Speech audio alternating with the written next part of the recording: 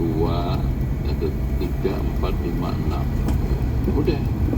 Jadi jam 2 itu udah masuk tahajud sepertiga terakhir. Kalau sekarang 2-nya, kalau hitungannya tadi 6, 7, 8. Jam 8 semua. Dan Pak, untuk keselamatan hidup itu top. Kantor jam 1, wah benar itu enak. Nanti ya janjian kantor jam 9, ya sudah jam-jam mati. Nah, 9 coba 1. Oh, kalau masuk kantor jam 3, oh Masya Allah keren itu Bang. Mas nanti janjian ya pagi jam berapa? Jam 4. Oh Masya Allah pagi banget. Nanti makan siangnya jam 6 ya. Masya Allah masih seger pada jam 6. Dan itu dulu waktu yang dibangun oleh Islam berdasarkan sholat. Makanya sebetulnya masih dipertahankan.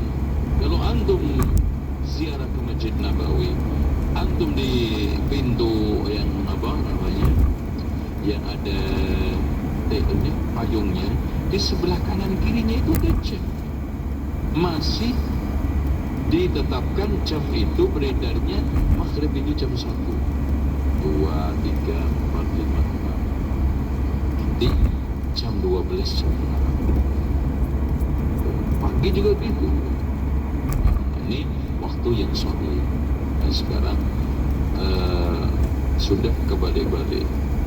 Nah, bahkan di negara Singapura dan juga mungkin Malaysia sudah melakukan untuk mempercepat dan bikin rakyatnya semangat, itu diundur jamnya 1 jam gitu.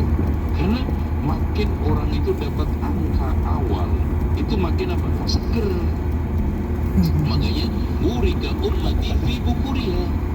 Semoga Allah memberkahi orang yang ketika paginya segeranya gitu. Antum kalau sekarang pilih nomor 1 sama 3, 4, pilih yang mana? 1, kecuali istri. Pasti yang disayang yang 3, 4. Tuh nggak adil, jalannya cengkrong nanti. Lanjut ya. Jazakallah khairan wa barakallahu fikum. Kami berikan kesempatan kepada jamaah Masjid Al-Barkah jika ada yang mau bertanya. Silakan. Ada? Jamaah langsung, tolong. Silakan Mas. Ayo semangat. Ayo. Silakan Pak. Masya Allah. Ya Pak, langsung Pak. Waalaikumsalam warahmatullahi wabarakatuh. Baik, sudah. Hadirin sekalian, itu mukhalafatu al-awla, menyelisih yang utama tentang masalah salatnya sah. Ya. Khutbahnya sah, Jumatnya sah, cuman mukhalafatul awla. Kenapa mukhalafatul awla? Pada setiap generasi masa dari Rasulullah, Abu Bakar, Umar, Utsman, Ali, bahkan pada zaman Umayyah, Abbasiyah, itu selalu yang khatib imam itu adalah satu dan bahkan khalifah, Amirul Mukminin. Makanya tuh lihat praktek siapa yang khutbah pada zaman khilafahnya ini Ali ini Abu Bakar. Abu Bakar itu sendiri. Karena sudah menjadi otomatik siapapun yang menjadi Amirul Mukminin, dia memimpin di dalam seluruh hal yang paling sakral, yaitu sholat. Ya, bahkan dulu Pak, yang sakral yang utama itu sholat. Artinya orang yang memimpin sholat itulah berhak untuk menjadi pemimpin negara. Karena sholat ini standar, sholat ini ukuran, sholat ini tolak ukur. Ya berbeda zaman sekarang ketika ulama umara itu berpisah, bahkan sekarang saling berhadapan. Sehingga kita temukan sekarang orang yang paling tidak menguasai sunnah, yang paling semangat untuk jadi imam. Dan Rasulullah SAW setelah aqra'uhum bikitabillah a'lamuhum bisunnah, yang paling ngerti tentang sunnah. Tapi lihat prakteknya sekarang, dicari orang yang paling tidak capable, paling tidak ini, bacaannya kadang-kadang bikin kesel makmum. Udah bolak-balik, apalagi baca Qul-ya-ayyuhal kafirun nggak selesai, makhrajnya berantakan, tajwidnya nggak karu-karuan, panjang pendeknya, udah begitu tartilnya pakai langgam sinom, itu kan gitu, mau copat kan gitu, udah. Ya Allah, ini tersiksa nggak lu? Tersiksa. Dan bedakan ketika antum sekarang sholat di Masjid Al-Haram, imamnya Masya Allah standar semua, khusyuk, nikmat, nyaman. Makanya kenapa Rasulullah mengedepankan fal ya'ummukum aqra'ukum bi kitabillah, karena qiraah itu sangat menentukan khusyuk, nyaman, dan juga keberlangsungan sholat. Ya, wallahu a'lam. Jadi Ya, Ustaz. Jazakallah khairan, Ustaz. Barakallahu fikum. Kita akan angkat satu pertanyaan terakhir, Ustaz, di kesempatan Ya. sore hari ini. Assalamualaikum warahmatullahi wabarakatuh, Ustaz. Ustaz, apakah bisa batal sholat Jumatnya jikalau makmumnya merasa kesal saking lamanya imam membaca surat, Ustaz? pertama begini, seorang makmum tidak boleh melakukan berbagai macam gerakan. Pertama, man massa al-hassa faqad lagha. Coba bayangkan siapa yang main kerikil. Makanya termasuk main-main kota, geser kota, ya, infak itu ini masalah, Pak.